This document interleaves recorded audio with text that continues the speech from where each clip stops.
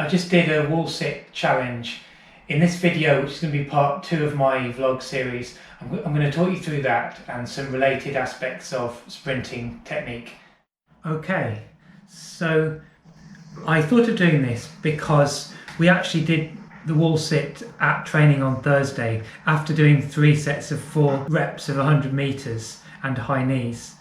I was hoping to do over 2 minutes because I did 2 minutes on Thursday. To do it properly, you've got to have your legs parallel with the ground and you've got to sit back and I think keep your hands off your legs.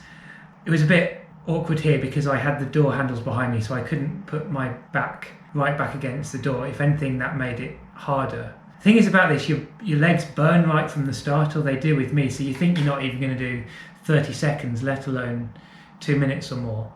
It's an isometric exercise, this, so you're bracing and holding one position, and isometric exercises can be very good training for sprinting. And in particular, in the set position, in the blocks, you are holding an isometric position, not so different to this with the legs.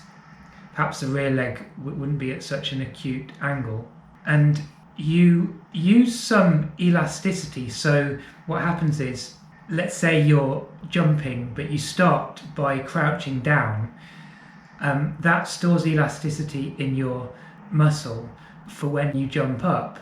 But there's limited elasticity when you just hold a position, but it's probably just the right amount to prime yourself for the kind of jump out of the blocks you'd have in sprinting. And I have read recently that like jumps from a squat or from a crouch position without counter movement, in other words without crouching down first to store more elasticity, are actually better for sprinting than squat jumps where you jump up and then you go all the way down then back up again. I should say though that you probably shouldn't hold positions too long if you're training for sprinting, because this here is more about strength endurance, trying to get to the 2 minute, 3 minute mark. Actually, at training on Thursday, I held out longer than the fastest sprinters. They did maybe 1.5 minutes and I did 2 minutes, whereas a slightly longer distance 400 meter specialists held the 2 minutes. That was interesting. So you need other exercises to work on speed. You can see me shaking here. I was really struggling towards the end, and I was conscious I didn't want to wreck my legs for the weekend if I want to do more training. So it's a good challenge, this one. You should give it a go, see how long you can do. I think there's people who can do it for 5 minutes or more on YouTube, but there's always people who can do more and better. And there we go. 2.5 minutes was enough. Maybe I could have killed myself and done 3.